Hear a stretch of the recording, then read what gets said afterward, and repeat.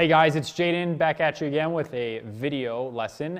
This one is going to be called The Guinea Pigs, Why You Should Embrace Failure and the Lessons from It. So the purpose of this lesson is to discipline the ego. And I don't mean to say that as if I'm like some mad scientist or psychologist, but I think the biggest difficulty with entrepreneurs trying to become successful is being impatient.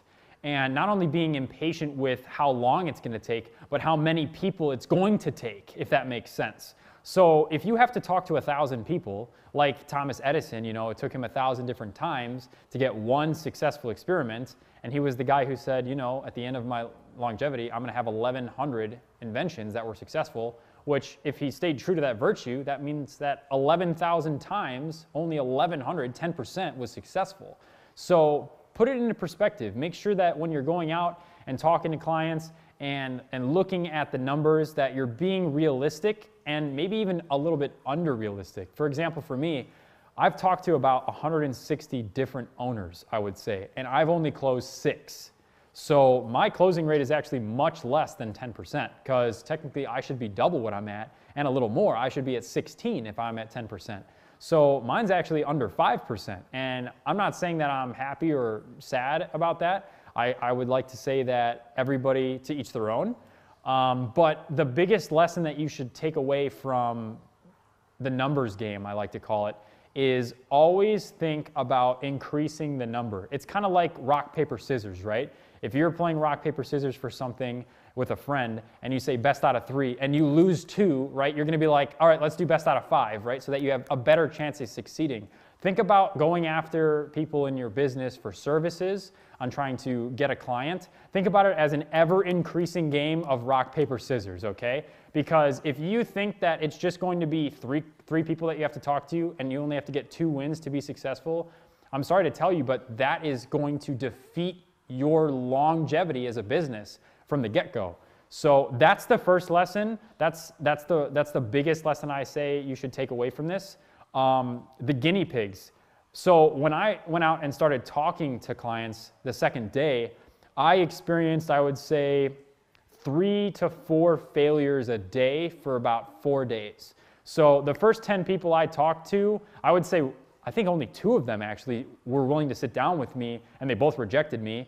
And it was those 2 individuals who were open enough to at least sit down with me and talk to me that I would continue to go back to and try to repitch them. I knew that their answer was going to be no, but it's the fact that I could come back at them with different questions and different value proposals and see what they responded to the best and what they responded to the least.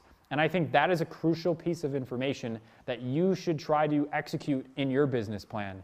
So if you have one client that said no to you already, I would recommend to go back to that client maybe in 2 weeks, maybe 4 weeks, however long it takes you. I personally went back in 3 days, and I would ask them the same question. Hey, are you interested in these services? Your business could, grow, blah, blah, blah, blah, blah.